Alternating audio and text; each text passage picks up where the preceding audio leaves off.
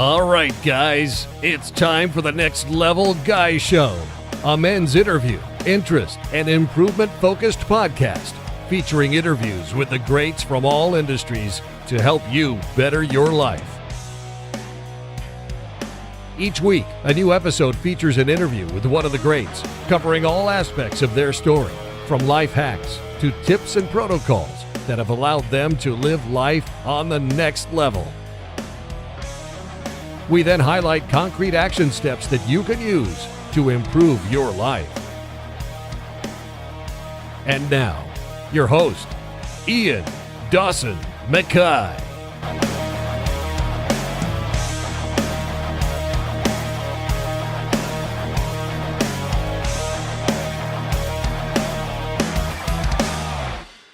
And today's guest is Dave Salmoni. We discuss animal education, conservation, and chat shows. Dave Salmoni is a Canadian animal trainer, entertainer, host, and producer. He has his own production company, Trisosphere, which is based in South Africa and specialises in wildlife films. Salmoni has hosted and produced several television documentaries, including Living with Tigers, Into the Lion's Den, and Sharks, Are They Hunting Us? All three documentaries aired on the Discovery Channel. Salmoni has since starred as a host and expert on Discovery and Animal Planet shows, including Animal Face-Off, Rogue Nation, After the Attack, and Into the Pride. He's also hosted Expedition Impossible, a Mark Burnett show on ABC. Salmoni is regularly featured on numerous talk shows, including Jimmy Kimmel Live, The Tonight Show with Jay Leno, Larry King Now, Conan, and Good Morning America. And in this interview, we discuss how we can have open and honest discussions on animals to truly start to make a difference, hunting and land use, the truth about animals on talk shows, how you can help animals being affected by the COVID pandemic, and so much more. And now, let's get to the interview. Thank you so much for coming on. You have no idea how much I've been looking forward to this. You're one of the first people I wanted to have on the show. I've been a big fan of yours for years, but for maybe the four people who don't know you, could you give a quick introduction? Because how do you define what you do? I do find that difficult. And certainly having kids now, and you meet people and you have that 10-second schoolyard introduction. If someone asks me, I kind of almost ignore it because it's what I do is I chase around, my passions and the things that I love to do. And what that's led to is I'm a biologist. I was an animal trainer for many years. I guess I still am technically. I work in television. I guess my job is I'm a large predator expert. I have been doing host-driven wildlife shows for the last 20-something years, since 1999, so whatever that is. So what I do is, I'm a person who's interested in animals and wildlife, and I go and try and sell the story that I'm interested in to try to get networks interested so that I can tell the rest of the world so that they can be interested. And it's literally that simple. Unfortunately, that doesn't fall into I'm a biologist, I'm a zoologist, I'm a wildlife host presenter. I'm a lot of those things. I'm a producer. I'm a dad. I'm an animal activist. I'm a conservationist. But you could say all those words and still not quite get it. Because it certainly was difficult to explain. Usually I can say to somebody, he's a jiu-jitsu competitor, he's this, he's that. But when I was trying to explain what you did, I was like, let me come back to you. It really depends on the depth of the dive, right? If you Google, the stuff that comes up usually is more the talk show stuff that I do in the US, where you see me on a show like Jimmy Kimmel Live. And so some people, if that's as deep as their dive goes, then I'm a guy who goes on TV with animals to try to convince people that animals are awesome and that conservation is important. You dive a little deeper, you're going to find, the Animal Planet stuff and the Discovery Channel stuff. And then if you dive a little deeper, so you can really, it really does become difficult depending on how much looking as to what I do. But a lot of people only know me from their window. So you can always tell, you meet someone in an airport and oh my God, you're that lion guy. I'm okay, to this guy, I'm a lion guy. That's awesome. And, or oh my God, I've seen you on the talk show guy. So you're right.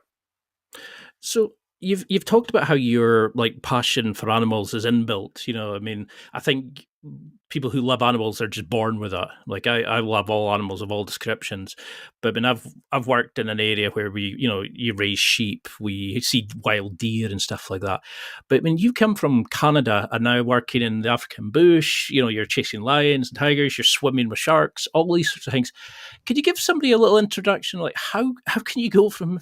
It's not the usual career path. Is probably the best way of putting it. Could you Yeah, give us it's sort of a true. little summary? Yeah, I'll give you the summary, but I won't.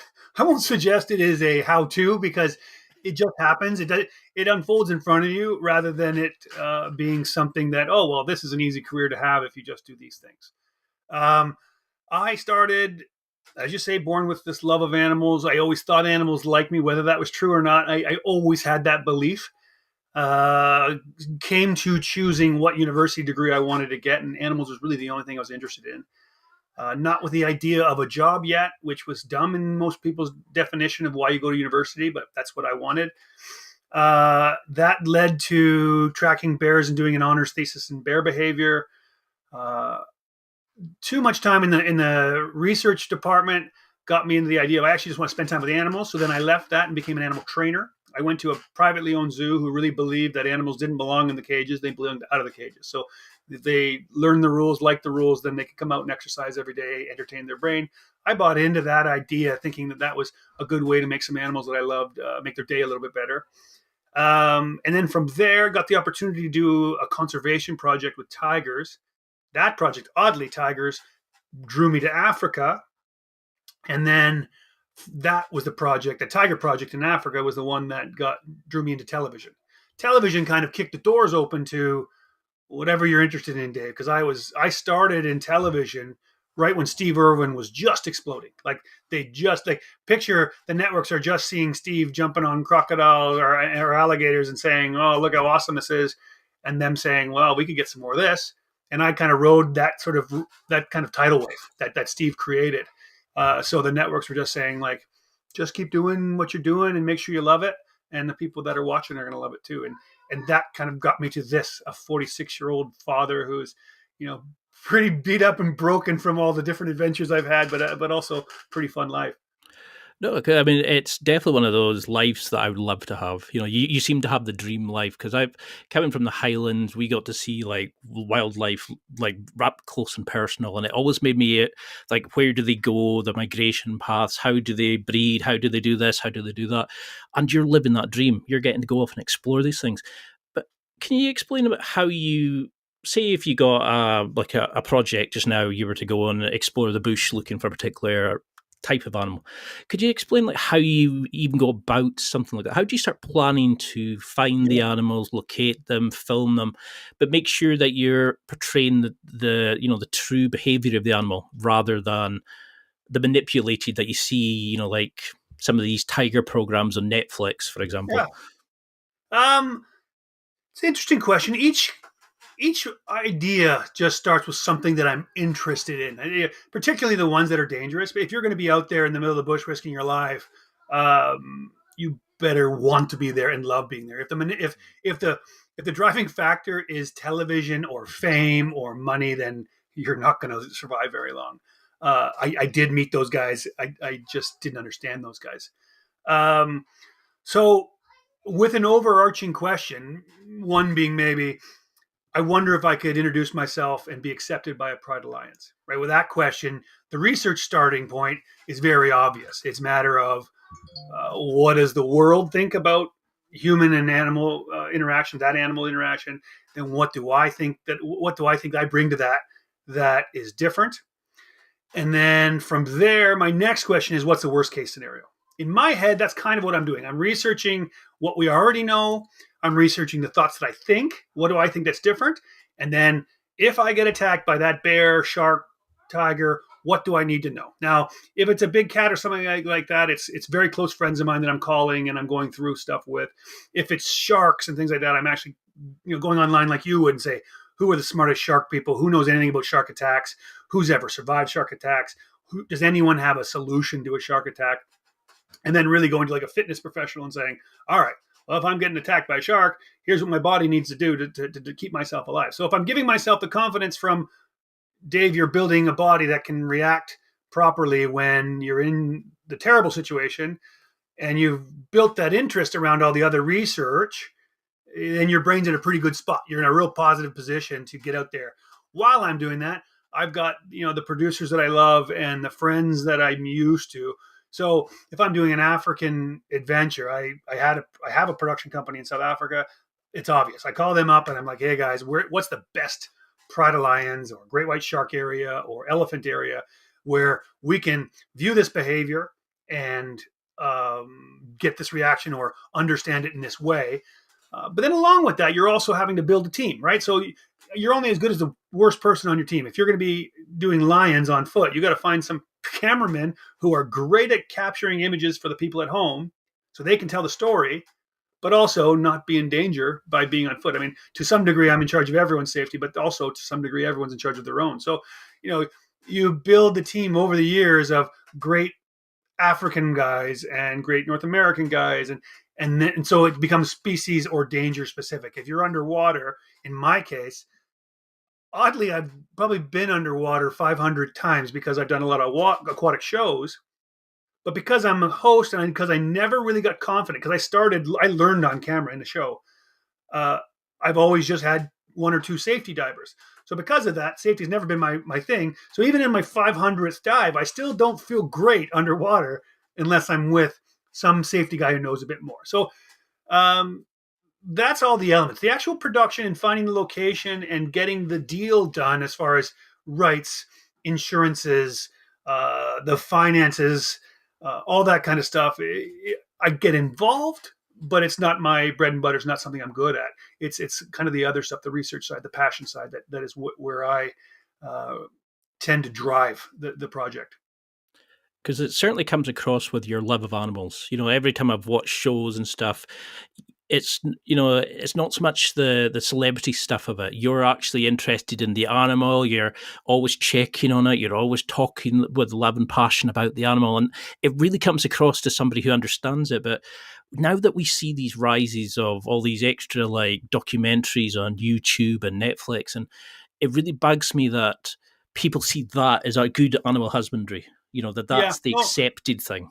I think that this current day and age will be the death of all the stuff that you're talking about, as far as having groups of wranglers that I can call up and say, hey, we've got a group that's interested in cheetah conservation. Can you bring your cheetah so I can do a presentation, explain to people all the 70,000 things I think are awesome about cheetahs, and really get people in that room pumped up about saving this cheetah? Those people are going to be gone because not Netflix, but the what's happened after the Netflix specials like Tiger King or the subsequent ones, it's got the world believing that that's what is normal. Those people will crack pots well before they ever had a special. I knew of those crazy people, and they were the crazy people. Everybody in the world, we all know crazy people in jobs that we do. I have a couple of friends that are mailmen, but going postal is a whole different thing. Not because of what actual normal mailmen do. It's because there are crazy people in every profession. So I do believe that because public opinion through social media was shifting greatly already, in that the activists are the angriest and the loudest, and trolling is a lot more popular online than anything else, really. And so it's kind of the message that people are seeing. Then that gets reinforced by Tiger King and the media that surrounds that. So the only thing we've ever heard of captive animals in the last 3 years at least is bad. So someone like me absolutely is getting lumped into people like them. Whereas the truth of the matter is, way back, my very first on-camera experience where I was like the animal wrangler, the Jack Hanna, the guy that's holding the animal on a talk show, trying to get people convinced. I realized back then in 2003 that there wasn't a good enough standards and practices where there was a vetting system where the producers and I knew for sure that animal came from a good home and is going back to a good home. And yet then I spent the last, 18, 19 years developing those systems to the point where I don't think you could go anywhere in North America and get a captive animal on screen without going through an intense vetting system. That's designed by me and my teams, the lawyers and the animal husbandry people that I have been working with since 2003. Like, that's where that all comes from. And yet, all of a sudden now in 2021, I get lumped in with these people that are, acting a fool and breeding cats, for pictures and, selling them irrationally and all these other things. I think that it will change the landscape such that it will never recover. On top of which, COVID, because those little small places, those little rescues, those little sanctuaries, those little people with those big, big hearts for animals, they're always breadlined. If you ever see anybody over my shoulder collecting up one of those animals, you'll see love, but you won't see wealth. Like, those people aren't doing it because they're getting rich doing it. They're doing it because they really love it. And they believe what I believe. Like, sometimes the amount of money that they probably barely get their gas money to be out there, but they believe, oh man, but if Dave gets my snake out there, maybe Dave can convince people that snakes aren't so scary. And they desperately want me. And when they're handing it to me, they're like, hey, make sure you tell people this interesting fact, because I think that will get them into thinking that this snake's not a scary snake, it's a good snake, and people will stop killing it. Like, that whole process, all those wonderful people, they don't have people coming to their place and paying the $10 to see them do their little animal shows, or their conservation-based shows, or their education shows. And I think that COVID will have hurt a lot of those people to the point where animals are going to suffer for it. There won't be. So if you get a Tiger King, there won't be as many happy homes anymore that you can say, okay, I'm going to take that tiger from that jerk and I'm going to give it to this happy little group over here that do take care of their animals. Those guys are gone. The good, happy guys are gone because they just ran out of money, or they got attacked so much on social media that they couldn't survive. I mean, you do see that, don't you? It's like the Lion Whisperer, Dean Snyder, or these like people who spend amazing amounts of effort and love, and they have these like animal rescue places that they really look after the animals. But then you get these sort of arseholes who think, nope, that's it. My view is black and white. That's wrong, taking an animal on a talk show, for example, like we were discussing before we started. But if that's what we need to do, is to take them onto a chat show to educate somebody and explain to them the plight of the animals and how the conservation work's been happening. And I think that's the problem, is it creates such an emotion in people that we were just black or white. It's I'm right or wrong. It's like, it doesn't matter what you think. That's my opinion, and that's the truth. And that bugs me, because I lived in an area where we see animals getting slaughtered, for food. We raise and sell lambs and stuff like that. People don't even know where their food comes from. Never mind where these live animals like that are known as the king of the jungle for a very good reason. How do you start educating people into this?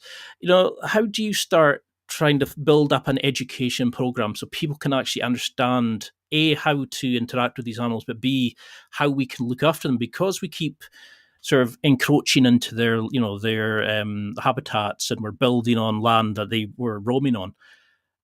We're always going to bump into them. But people say, nope, trophy hunting's bad. Nope, we shouldn't be hunting. But, we don't have a replacement funding source for these places if we take away hunting, for example. And we don't have ways for them to make money elsewhere. So how do we start educating people on the plight of animals and helping in our conservation efforts? I know that's about 50 questions, but... Yeah. And there's lots to unpack there. And it kind of digs into the original thought that the biggest problem that animals have, in my opinion, is that those of us that have a voice cannot agree. Because you're right, it is very emotion-based and moral and ethical based. When most people protest each other, like maybe like if Kevin Richardson says, "Oh, I hate that Dave Salmoni guy for this reason," I saw him do this with a lion, and I don't do that. I do this with my lions. There's lots of things for two animal people to disagree on, but eventually what has to happen in the very near future is all of the animal people who have a voice have to say, doesn't do it my way, but we have to have the same voice because we need the other people. There's no point in me selling another lion guy that lion conservation is important. He already knows. Whether he hates me or likes me, we all want to save lions. We just might not agree with each other. What the problem with the disagreeing and voicing of our disagreeing is that there's not a consistent voice coming out saying, hey guys, this is what lions need. And that's kind of the question you had, is how do we get people to jump on board with the conservation effort, is by getting consistent with what we say. putting the disagreements, like when the first thing comes up, when, oh, do you know this conservation group? Oh, I heard about this. I heard about them. Your answer should be, oh yeah, they're doing some good things. Maybe not exactly how I would, but good things. And you voice that consistent voice, but then because the people who are actually going to make change in the world aren't the animal lovers like us. It's us getting the rest of them going. It's why I go on talk shows. There's no point in me. If you're tuning in to Discovery Channel, Animal Planet, and watching my show already, you already love animals. You don't love my shows because you think I'm nice in a green shirt. You like lions, you like elephants, you like sharks. The talk show people, that's the other audience. That's the bigger audience. That's the group of people that are like, I think I like animals. Oh, watching that guy, now I know I like animals and I love that guy. And they need help. Well, what kind of help?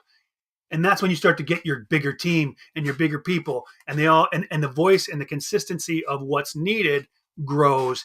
And people want to do it. People love animals. Even the people that don't agree with each other. Like, I don't agree with what PETA does in any way, but they're all animal lovers. And at some way, we have to get out there and get the rest of the people going, okay, we all have to push in this direction because animals deserve their space, and hopefully in the wild. So that's the start. The start of getting the change is getting consistent with what we're telling the rest of the world, who just quickly Google, what can I do for elephants? There should be a list right here. This is what you can do. And then I think the rest of it is, as you say, as things get tricky, like land use, right? Where people say, oh, well, if you love animals, you shouldn't love trophy hunting. Well, I think that's true in some cases, and I think that's completely untrue in other cases. As you say, land use is, if there's no other better conservational method in that particular area, then hunting will do it. Hunting will keep some animals there wild, because farming certainly doesn't. Farming means all the wild animals go. So it's those more difficult questions, I think, that need just people to take the time to specialize and learn. If you think there's a better land use for animals, then figure it out and present that idea. And hopefully the people you're presenting it to have an open enough mind. Like, the problem with a lot of times is like, oh, okay, if I think that this is much better run under ecotourism than it is trophy hunting, and you present it to a trophy hunter, the trophy hunter's like, well, okay, I forget it. We're not doing that. So I think the elements of all of it basically runs down to, how do we get the people that need support the support they need? Because in the only places where animals are being conserved are when they're an asset, right? So if you go to Africa, outside the fences of the game reserves, the animals are devastated. Whereas if you go inside the game reserves, they're awesome. And every local that's in there, because they have jobs making food, taking tour guides, fixing buildings, whatever it is that their job is, they love their job.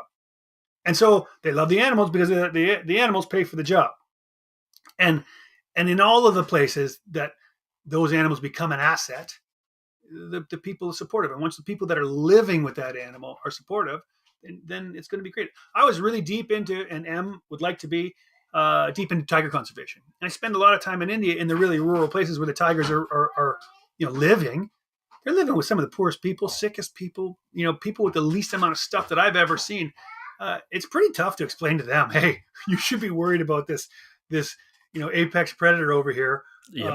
Well, they can barely eat themselves. Like, I don't think that's a stupid conversation to have. Whereas if you create a job with that tiger, or even just say, hey, tiger conservation built this school, this church, and this hospital, and we'll keep doing it and we'll keep funding it if you just leave those tigers alone. Those are the projects that work. And I think we know that now. And I think that, big groups like WWF are starting to push in those directions, where they recognize you can't have a little project in isolation, meaning you've got to go after politics, you have to go over community support, and then you have to go over the wildlife. Getting an animal to live in a wild space is pretty easy. We really do know how to do that. It's the other elements that support it that I think would cause the rest of us to be more successful. For example, and I know I hate conservation conversations where they seem doom and gloom and impossible. Tiger populations have started to grow for the first time since they started going away in the 50s. So they've doubled every year for the last 3, which is great news for tigers because we're figuring it out. Because that's the thing, isn't it? It's like, if you're sitting there and you're like, okay, brilliant, like, we'll put out an advert for, raising funds for tiger conservation. maybe 5 people see it. But you go onto a popular talk show, you might educate somebody, inspire somebody who actually has never known about it and sees it and goes, 100%. And that's what I was trying to explain to people. It's like you have to bring it to in front of them. It might not be the methods that we'd want it to be.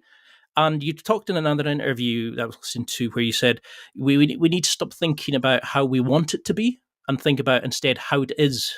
Yeah, And that's it's what like you're saying. And not to cut you off, but you also got to think of the negative. I know when you're talking that specific instance, the negative is, you're exploiting the animal. Well, let's think about what that word means, right? Like, or even if you're stressing that animal out, let's think about what those means are. We can manage for stress. All of us, there's probably groups of people. Every animal usually comes with 2 or 3 wranglers. They're all watching. If they see stress in their animal, they've raised that animal. They know stress. They're all given permission. Take it away, put it in its home the minute it feels stressed. So that's not really an issue. And exploitation kind of suggests that we're getting something and not giving something. Well, not exactly true either, because the animals are loving the time out. The animals love all the extra treats. You've seen me by the thousands of every show. If you've ever seen anything I've ever done, I love giving animals treats because you're like Uncle Dave. So the negatives aren't really there.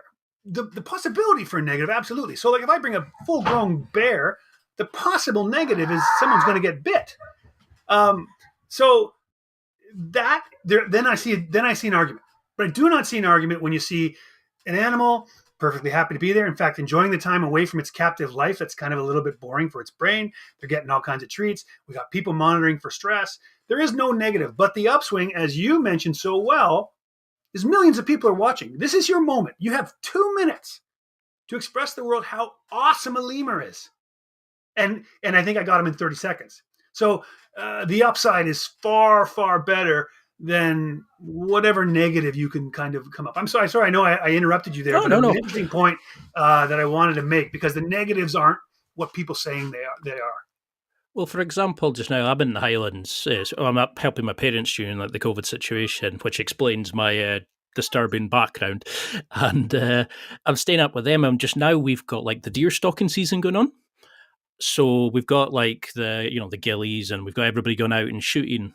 And then you start having the conversation of we've got a team that are going out just now who are really skilled, and they will not just shoot any animal they see. They will pick particularly older animals, sicker animals. But then you have the thing of, well, do we take the animals that are stronger if we're selling them for food? Do we kill off the younger ones? Do you kill off the sicker ones? How do you control the population? And that's just the deer. But if you don't control them in a certain way, because some people say ban all shooting animals, but then you have an explosion of a population. Yep. The prey, predator, yep. balance goes out, the ecosystem goes crazy, etc., etc. That's just deer, for example. I mean, and they're everywhere here. They're a nuisance on the road, etc. Well, what's interesting is, at least in Canada, I think that one of the highest taxpayers, income taxpayers, is the deer hunting community. And on top of which, as you say, the government uses them as their population management tool. So you're getting free labor because they're going out and managing your population for you. And they're paying taxes on the beer and the gas and the travel and the accommodation. And anyways, to your point, I personally don't want to hunt. I can understand why some people get upset when people enjoy killing something. That's just because I didn't grow up in the culture. So that's, but you have to understand that animals are, once again, I go back to ethics and morals are your own. You can't expect even your closest friend to have your ethics and your morals. You have to accept, whether you like it or you don't, that deer population needs those hunters. And if they're not there, they're gone. So I totally agree with you. You don't have to appease the person. The person can say, I still think you're a jerk for shooting that deer. Okay, well, you think I'm a jerk? Fine. But it still needs me. And I'm doing more for conservation of that deer than you are yelling and screaming about me being here. Because it's something I've noticed. I worked in a hatchery salmon smolt site, and we were growing them from the eggs through to this, and the amount of people who'd say to me, "Oh, salmon raised factory salmon, it's disgusting. It should be destroyed. It's a horrible industry." But you looked at in the Highlands, how many jobs it was sustaining, how many people were able to live here because of that. How much of an industry, all the side project companies that we're working with us, that we were funding, especially in COVID time. And I think that's just fish, that's just deer. Look at them at like places in Africa where, local tribes who have only got, like you're saying, they're interacting with lions on a daily basis. They're interacting, with these amazing animals. And yes, they're beautiful and no one wants to see them getting killed and stuff. But I think we have to have that discussion is, where do we draw that line between good animal husbandry, good control, and love of animals? You can love animals, but still manipulate and control the stocks. And especially as we're continuously taking over the planet, how have you noticed animal behavior changing over the sort of like the 10 to 20 years that you've been working?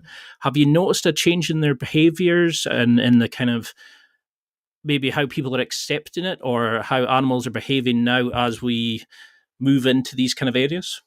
Yeah, I think that there are, because they have been around, there are instances like a coyote. I would say 20 years ago when a coyote wasn't considered domesticated animal in any way, whereas now you see a coyote. Like when I grew up, it was a raccoon. So in North America, if you don't take care of your garbage in the city, then a raccoon's going to get into it. Um, and now that's also true with coyotes. Like, even people in the middle of downtown Toronto are saying, "Oh, we better keep our dogs in away from this coyote area." So encroachment in that way exists, and behavioral changes on both sides, meaning the animals are getting used to and understanding when they should be moving, when they should be hiding, where they should be eating, where they shouldn't be. So behavioral changes happen quickly, and then the human idea of what they are. So a coyote was a beautiful animal probably 15 years ago in where I am, and now a lot of people think of them as these, enraged dog killers. Whereas, I don't even know if there's even been one case, but I'm sure there's been one or two around here. But that's what they'll all tell you. Oh, coyote! You saw a coyote. Oh, be careful, your dog. My dog's 120 pounds. I think I'm okay. But outside of that, in the bigger picture, I spent a lot of my life in rural areas, and elephants are one that comes to mind because it's the one that's probably the most devastating. Like I was in India looking into what people were doing and how they were living around India. It was an interesting fact that an elephant could, in 11 minutes, eat a family's entire year's worth of rice, which I thought was like, oh my God. So like you have to defend them every single night. You have to defend your crop every single night. And if you screw up for even 11 minutes, you got no food. So the things that are interesting there is what techniques people are using to get the elephants out of the way, and what the elephants have started doing. So there's an interesting escalation, particularly in elephants, but it happens in other animals as well. So you would put chili peppers around your field, so then the elephants would learn how to get over the chili pepper fences, and then you would dig trenches and they would learn how to get around that. And then they'd start chasing them with fireworks, and then the elephants would get scared, and then they would run through huts. So there's constant escalation of, well, then I'll do this, and I'll do that. Well, it's no different than a predator-prey relationship. As they develop ways of getting around the predation, the predator, gets smarter, and then the prey gets smarter. So the consistent adaptation is a natural process that we're all part of and used to, and is absolutely happening. And the way that the changes that we're seeing in it is typically the ones that are the most devastating, meaning elephants is a great example. Monkeys are another good example because they're in such numbers and they're so able to integrate themselves into a domesticated area really quickly. But there's examples of that all over the world where people are dealing with wildlife as a pest. The animals that we're like, oh my God, I saw a vervet monkey yesterday. And in other parts of the world, they're like, I hate those monkeys. Damn vervet monkeys. If I see one, I'll shoot it. So perspective is everything in those types of relationships. Because it's definitely something I see a lot of is people going, oh, it's absolutely beautiful.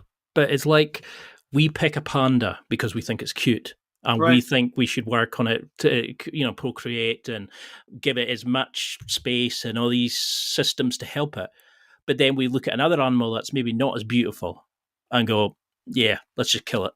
Oh, yeah. Reptiles are always like that. Bugs are like that. Like anything that's not beautiful really gets a bad rap. Fish, as you brought up, like people don't care if you kill fish. I remember the first time I was asked to do like a survival-based show. And I'm like, well, I'll sneak up on animals and like tag them. They're it. But it's just not who I am. It's not where I'm comfortable. I'm not going to, I'm not going to kill an animal just for a TV show. If I'm starving and I'm going to die in the bush, fine. But I'm not doing it just for entertainment. And their initial reaction was, okay, well, let's just do fish. And at first I was going to agree and go like, I don't know if that's completely different or if it's just because they're not as pretty or what it is. But yeah, it's absolutely a fact that the better looking we deem an animal to be, the more support they get for sure. It was like that PETA advert where they were showing there was like different ranges of animals, and they were drawing the line saying, you'll eat this side but not that side. What stops it here? And I was thinking, well, actually, other cultures will go much further over than and it's like that idea. Ask them about themselves. Why is it okay that I have I'm a jerk. I get bad emails from them every day about the tiger I'm holding or the sloth that I'm protecting. Not to mention, maybe they're the rescues, maybe they're from a sanctuary, maybe I'm helping them. And they got all dogs and cats and things in their house. Like every one of them's got a pet in their house. I mean, is that any different than what I'm doing? It's time for a quick break. There are millions of potential products to buy, so how do you know which ones are worth your hard-earned money? Simple. You go to nextlevelguy.com/affiliates and explore those that will transform and improve your life. You'll find deals, listener exclusives, and special offers with some great companies. Recommendations are 100% honest and only on items Ian has tried or believes in. The companies showcased will make you a better man in all areas of your life. Simply go to nextlevelguy.com/affiliates and level up. Because that's the thing that really bugged me about it was when I initially saw it, that people were going, oh, he's a jerk. Oh, he's abusing these animals, taking them on a talk show. And you're thinking, well, we need to get these, you need the education. You need to display these to people. And if it means going on to a talk show, then fine. That's a way we do it. And we've got these great documentaries. But the other thing is, it's like, you're not taking an animal just on, pulling it out of out somewhere wild and just immediately throwing it onto the thing. There's all these health and safety rules. There's training that you've got to put into it, and you're explaining, you're working with that animal to, to give it enrichment. People are more telling. As you say, people would much rather say, oh, this is what he's doing. None of them have been there. They probably don't know that every time I go, I have to bring someone from a humane society to be there watching, right? So for anything like that, they probably don't know that the production side, they have to have their team of lawyers look into all of the wranglers and all the people that are going to be anywhere near the animals and all the safety regulations. And then I have to, on my side, same thing, legally check in, make sure everybody's okay. And then I send an actual husbandry person to their house, talk to their vet, talk to their staff, make sure that they're being taken care of, et cetera, et cetera. No one's ever asked any of those types of questions. They're just more likely to say, well, he gets them and then he gets sold off into backyard this. I'm like, well, that's never happened. But okay, tell people that that's true. Or abuse. I just say, and if you ever rewatched, I would not say that never has an animal been nervous on set. But back and rewatch, you'll see what I do. I say, I think this guy wants to go home. And I give it to its mom, and it goes into his face. Every single animal's got their own green room. That's a little quiet space with their special treats and their whatever a lot of times we'll travel them with their friends, and they go back with their pals, and that's it. So I would love to have those conversations, but it's not a conversation, right? It's an attack. Because I'm not gonna give somebody 10 minutes when they're already, fuck you, you abuse all these animals. But if it came at me and you were saying, hey, like, how do you make sure that you're doing the right thing? How do you make sure the animals aren't stressed out? How do you make sure that this is a good experience for the animals? I can say, whoa, shit. So glad you asked that, because of course it interests me. That's what I do for a living. I could talk for hours. The number of things that I do to make sure the animals are comfortable, make sure they have fun.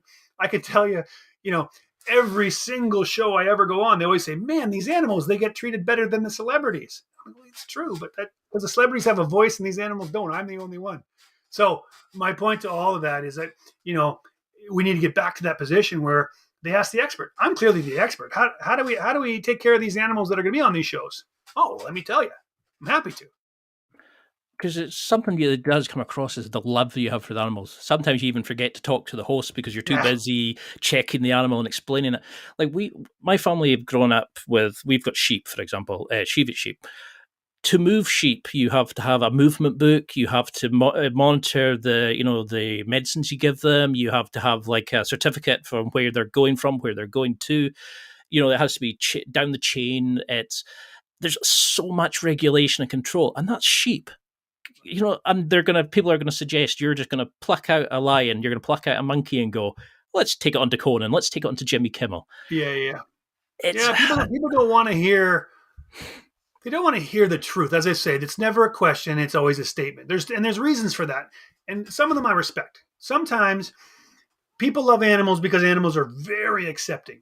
There are people that are ostracized in our human society because of the way they think and act but are accepted like crazy with animals. Some of the quirkiest people I know are animal people because animals accept their quirks. They don't really care if you're cool or not cool.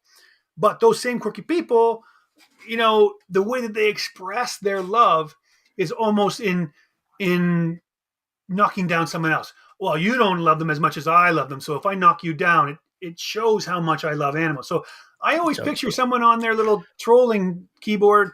Oh, screw him. These are the 6 things he did wrong with that animal.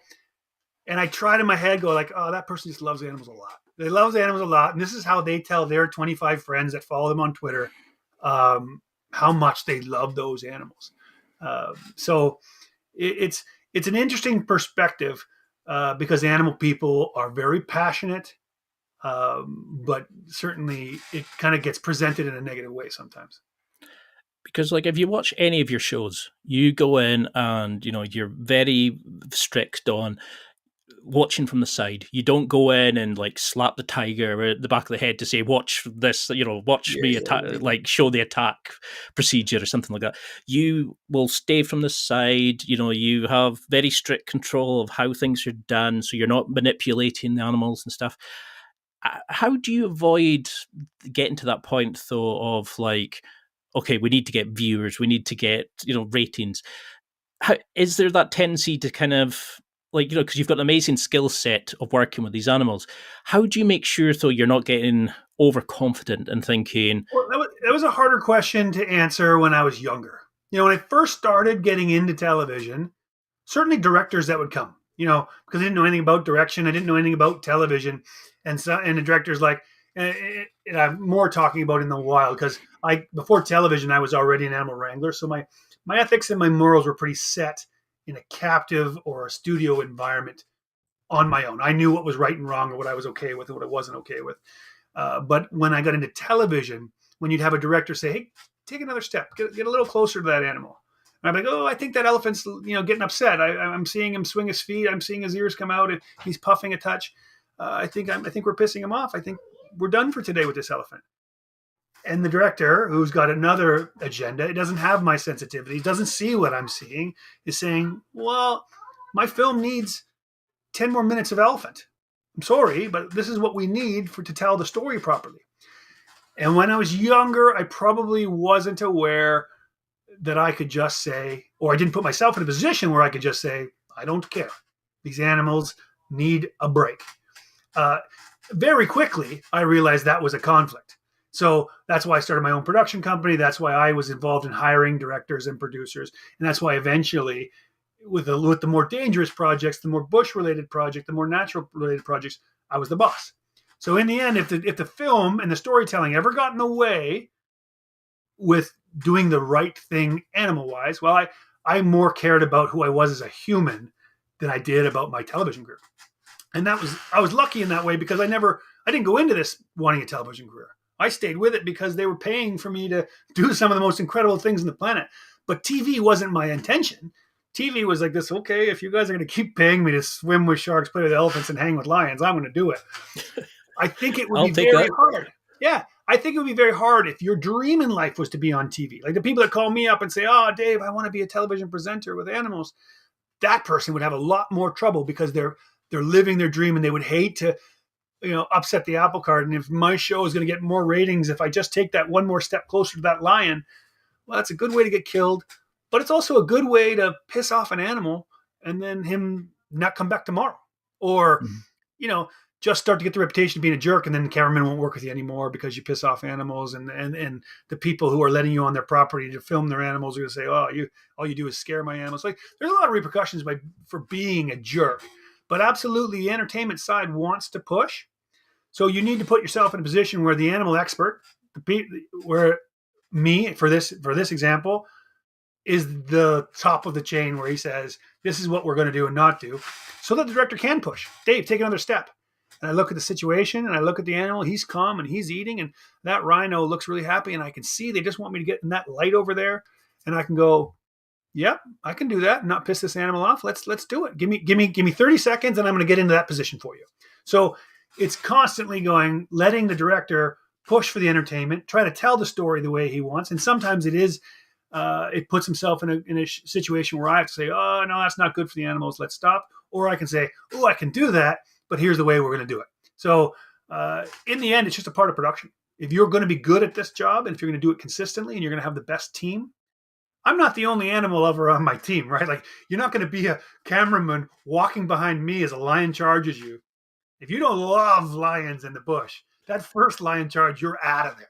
You're gone. I'll tell you a funny story as I jump from point to point. But my point is, we're all animal lovers, and if someone starts pissing off animals, you're not going to work with anybody. But to highlight that point, when I was doing a tiger project, very young in my television career, we'd hired a new guy, and it was a 5-year project. So cameramen were coming and going because they had to go home to their families.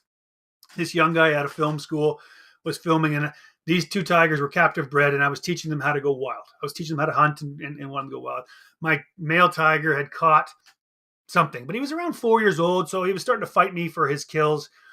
But there was lots of areas where they would kill things that didn't have full fencing, so I'd have to take it from him and bring it back to where there was fencing so he could eat his kill. Because you can't have him overnight in an unfenced area, obviously. Anyway, I go to take this carcass from this tiger. Tiger is charging me, roaring at me, dragging me, coming at me. And like a tiger mad is like, there's nothing with a worse temper than a tiger. The tiger's temper is the worst. And I'm in this argument with this tiger, and I look over to my shoulder, and this cameraman has got the camera pointed at his shoes and his mouth open like this. And of course, I'm in a bad mood because I'm getting attacked by a tiger. And I'm like, if you're not going to film, get the fuck out of here. And of course, I get the tiger back into happy mode. I get the carcass back into a safe area. He gets eating it, and I walk out. And the guy on the ride back to our camp is like, I'm going home. I'm like, yeah, I can see. He didn't have the love and the passion that you would need to, be in the middle of the bush getting attacked by a tiger. So it takes a very special person to either be in front of the camera or behind the camera if you're going to be on that team. I think that's the thing, isn't it? It's like people just assume it's like you just nip out and you come across a bunch of tigers, you follow them eating, it's like they don't seem to understand the amount of work that goes into it to let the animal trust you enough. Like, I mean, these are a lot of wild animals. These are kind of potentially putting yourself into that dangerous situation.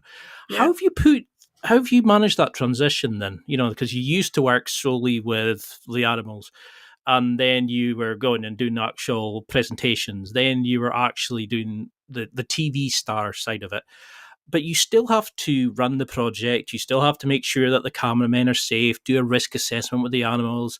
There'll be a lot of like following tracks and checking making sure the animal's ready and it's safe to film, etc.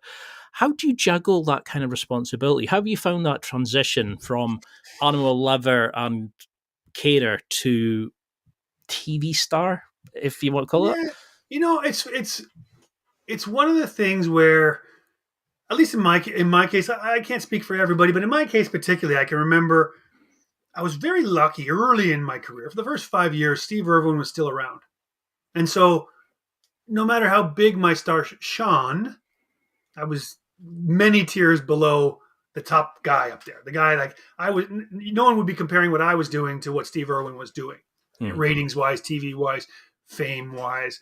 And so you were never really a star in that case. So you didn't get as much of the celebrity treatment or the responsibility or being put in positions where you had to understand what that was and what it means. I think when I got older, was when I got more pushed into the entertainment side of my job, far less ripped pants in a tent, far more red carpets, studios, whatever, that kind of stuff. But at that point, I was pretty comfortable with who I was. At that point, I already realized that the entertainment side of it was what was paying the bills for me to go out and do what I loved. There was never a time that I can remember that some celebrity moment made me go, ooh, this is what I like and this is what I want more of. There was never enough money in it for me that I was like, oh shit, if I just do this entertainment gig for a couple more years, I'm going to be this real uber wealthy guy. So there wasn't enough wealth to change my personality.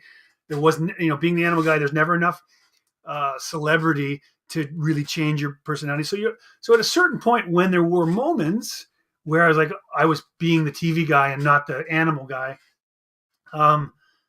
you always knew what your intention was. In my case, I was an animal guy that was happy to smile here, take his picture, and say the right thing, because eventually I got to do what I love to do. And in that case, it was going out and doing another animal adventure.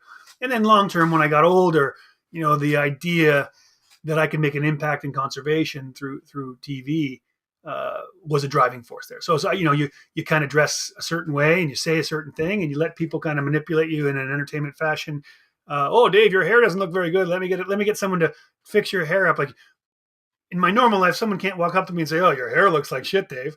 But in TV, you accept it because it allows you that opportunity to go out and say, hey guys, tigers are awesome. And here's why. So I think it's just a matter of keeping yourself grounded in a way that you know what you want out of it. What I wanted was more animal adventures. And I was happy to, wear a suit if I was going to walk a red carpet. If that then got me to, a nice whale adventure somewhere. Because you don't seem to have changed from like the original shows I used to watch to you going on to talk shows and stuff like that. But something I did notice was a lot of people, like especially like the Conan, the Jimmy Kimmel, YouTube, for example, people are like, oh, I didn't know about that, and I'm really interested in that now. There seem to be thousands more interested in animals because of what you're doing. But of course, there were the people who were sitting saying, oh, he's hot. Oh, I would need to his workout. I wonder what, there was that kind of how did you deal with that side of fame? Did you struggle with that initially? That people were more interested in your love life more than the tiger that you brought on to a show? I think with it flattery is initially. Luckily, it's flattery, and it never comes in a tidal wave where like it doesn't come enough that you're constantly faced with. You're not Justin Bieber. You once in a while get complimented on your looks or your fitness, which I care about because I do work out and and those types of things. So I guess the first way you deal with it is it doesn't have to happen as much as you'd think. But I think a lot of that stuff is just learning how to speak on the subject without seeming conceited, without seeming. I just think there's an etiquette to dealing with things you were never taught to deal with in a fame ways. Meaning, oddly, when you start taking interviews, people can ask you about your love life, or like, hey, wait a minute, I met you 5 minutes ago, and you're asking me about dating this person, or or make those comments, as you say, to your face. Whereas like people don't say that to you in your real life. So dealing with that just comes with acquiring a vocabulary that you can kind of laugh and smile and say thank you in a non-awkward way. And in a way that, I just think it's a weird thing to do. It's an awkward position to put someone in. And just because their career has put them in front of a camera, they have to learn how to deal with this weird social thing where people might be talking about your looks or talking about your dating life. Because when I went on, like when I Googled you, for example, there was all these amazing videos, there was all this amazing information that you provided. And then there was this like whole screed of bullshit about, oh, let's look at his workout program. Oh, he's dating. So, and I was like, you do this amazing job. You educate so many people. And that's what some people are interested in. That's what comes with the entertainment side of things. Like, I'm certainly not one of those people that sympathize with the really famous person who says, oh, you shouldn't be asking me these questions, or why are you chasing me around? Like, there's something about being in entertainment. Like, I often talk about the price of passion. Sometimes the price of my passion has been injuries, attacks, time away from home. But some of the price that I have to pay is the fact that what was paying for these crazy, amazing trips, the ones that you said, oh my God, Dave, I'd love to, do that. You wouldn't like to do some of the entertainment crappy things that I have to do to pay for it. Like I say, it's not nice having someone say, go buy a suit and go and make sure it's a freaking nice suit because you're going to be photographed. Like normal people don't have to deal with it. So you just have to understand a lot of the entertainment interest, whether it's dating or looks or workout or I could give you 50 different things that is weird that only really happens to people that are in entertainment. It's not lost on me that I'm getting these crazy, awesome animal things paid for by being in entertainment. So if I have to do the dance, I'll do the dance. And I'll hopefully learn how to navigate it in a way that I stay true to the person that I am. As you say, like, oh, Dave, you're like you were, when you're in your 20s on camera. Well, the one advice I was given by someone in entertainment who'd been there for a long time is just make sure you be yourself. If you're never playing a character, that character doesn't get old. Meaning, when I was 20-year-old Dave, I was playing 20-year-old Dave on camera. So then 30-year-old Dave came along and people weren't tired of 30-year-old Dave because he had different interests and different ideas and different thoughts. And now that you've got 6-year-old Dave, I've always been myself. So there was never a point where I've overplayed some character that I was trying to be. I didn't ever try to be Crocodile Dundee or whatever. Like, the one thing that really drove me crazy when I started doing talk shows is back when I started doing them, everybody wore jungle suits. Right, like the short shorts, the khaki vests, because like the Jack Hanna, is it? Like Jack Hanna, and I don't want to run Jack down. He is, however, he did his thing. But like, to me, the idea of wearing a Bush uniform when you're in the middle of downtown New York or downtown LA, in my case, I got a pretty regular gig on the Tonight Show before my regular gig on Jimmy Kimmel Live. Like, the idea that I was holding a lion but had to wear a suit so you knew who I was. Like, no, I think even if I wear my T-shirt and jeans, if I'm the guy holding the lion, you'll get it. I'm an animal guy. Yeah. You know what I'm saying? Like, so I feel like you got to stay true to the human being that you are. Whereas, like, I wear my bush gear in the bush, and I can wear my jeans and T-shirts at home. Just as similarly, I didn't wear a 3-piece suit when I went out and did the Tonight Show or Jimmy Kimmel Live, because that would also be weird. That's not exactly who I am. So. All of that just comes with navigating who you are, keeping true to that, and trying to understand what your goals are. And my goal was to get back out there in the bush. And then, that changed as I got older into, wanting to educate people and interest people. Like, if someone comes to me and says, oh man, I really love this animal, or I really got into this conservation because of this one thing that you did, that's like the ultimate compliment for me. I'm like, oh yeah, that's great. That's what I was hoping. Like, that's why I did it. That's why I flew away from my family, stayed in that stupid hotel, ate that crappy food so that I could go on that talk show, and you watched it and you loved that animal because of that. And I think that's great. I'll do it every day. That is the thing that bugs me, is like people sitting there going, oh, he's loving the fame of it. He's loving the celebrity of it. And I was thinking, what, going away and spending months away from his family, going away and staying in a hotel, trying to find animals. There's plenty of other ways you could become famous. Look at the Kardashians. Yeah, exactly right. Yeah, you can do that. There is a cost to all that stuff, and on the other side of things, like, if you get a free drink because someone liked your show, it's awesome. If someone comes over, the biggest compliment, usually it's something that most, like, you wouldn't typically get without fame. It'd be like, with someone coming up and saying, hey, you know what you do? I love it. I think that's awesome. Because you can't do what I do without being passionate. So if someone else comes up and says, hey, I'm also passionate about what you do. I also love lions, and I love that one lion thing that you did. That's of anything that fame brings me, those moments are the ones that I'm like, wow, man, that's awesome. Because you've kind of met this kindred spirit in a restaurant or at a airport somewhere, and you get complimented for something that you really, really care about, which I like. So what advice would you give to somebody who's wanting to go into like conservation or working with animals? And has your sort of outlook on it changed now that since you become a father, or does it make you want more inspired to show the next generation and give them the love of animals that you have? I think it changes as time changes. I think conservation, if you're aware of the world, I think conservation changes. My biggest concern for conservation is the fact that a lot of the conservationists are academics, and that world changes too slowly, in my opinion, and they're less functional, meaning when you're in academia, you don't have a boss over your head saying either you get to here by, in the next 6 months or you're fired. So it's not a results driven business. It's more like get your grant, study your thing, answer your question, and carry on, keep doing that. So living out in the world of being functional and needing to get results, that's where conservation needs. And the needle's always changing because, for example, the world is now re-questioning whether climate change is real.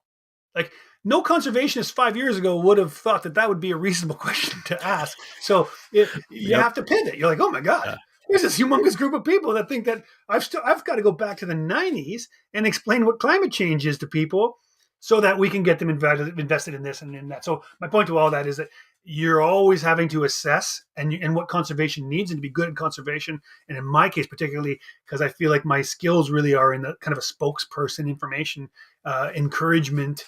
I'm like the recruitment office for wildlife conservation. That has to change.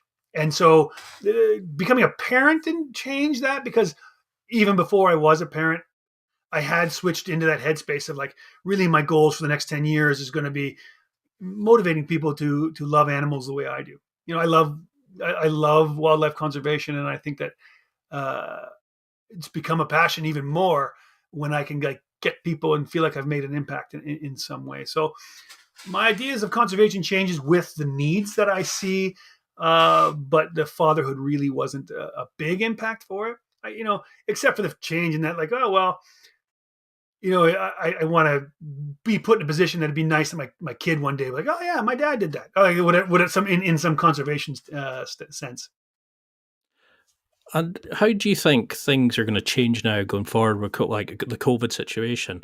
How can people help these animals in these situations?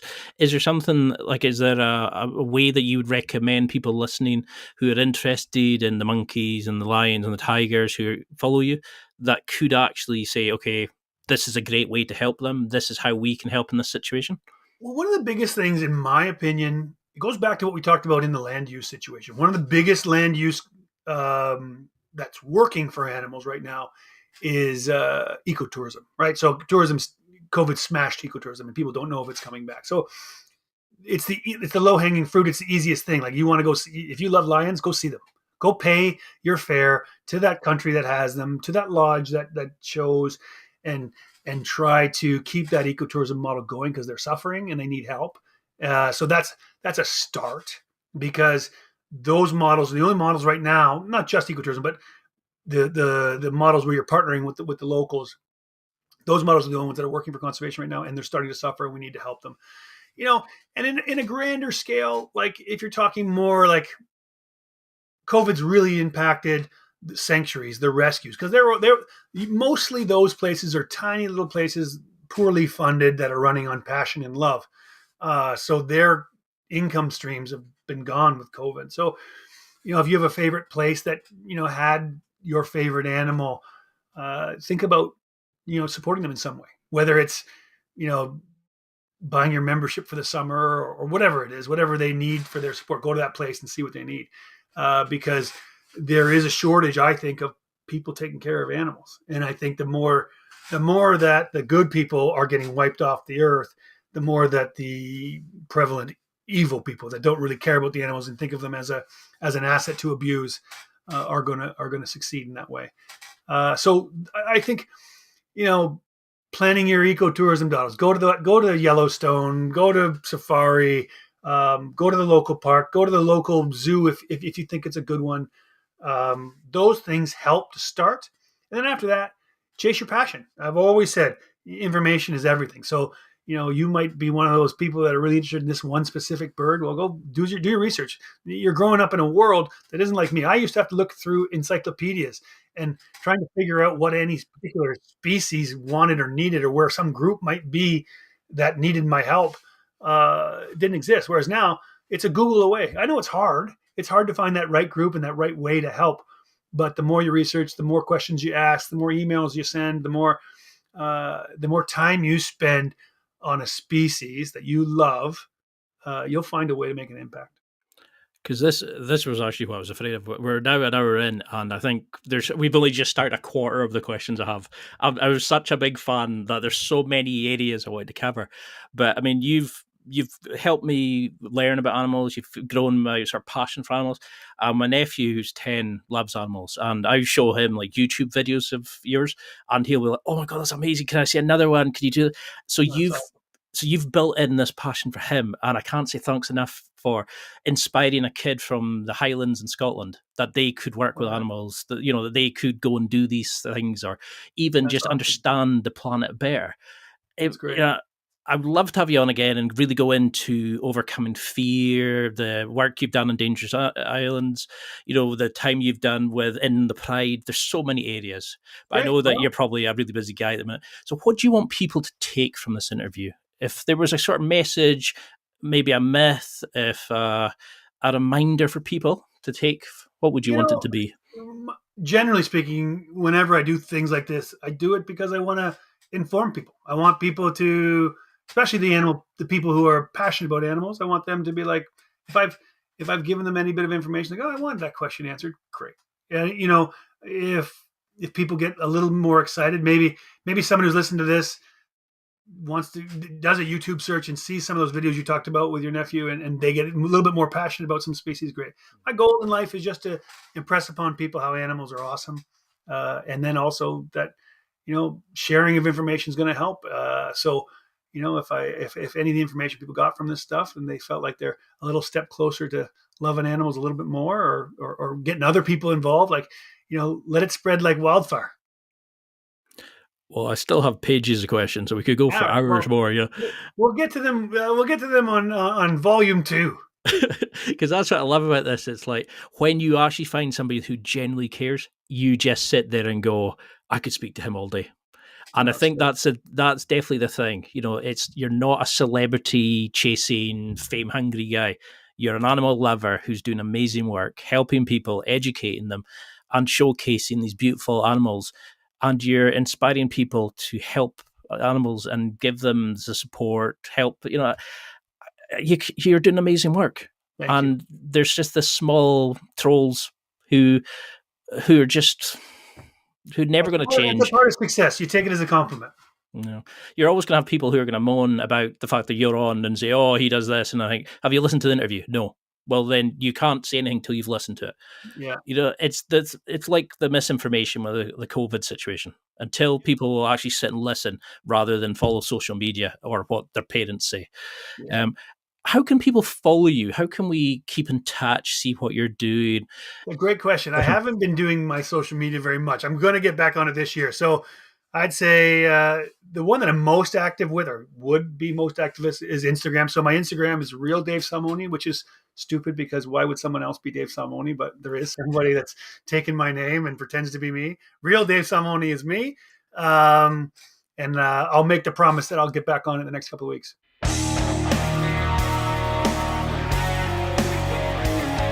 Well, that's it for another week. And thank you for listening. It's now time to take what you've learned and use it to develop and enhance your life with the key points mentioned. Listen, try it, embrace it, use it, and crush it. Now's your time to hit that next level in your life. If you liked this episode, then please leave a comment on the show notes or a review of the show on your podcast platform. Everything helps evolve the show. Until next week, keep seeking the next level in your life.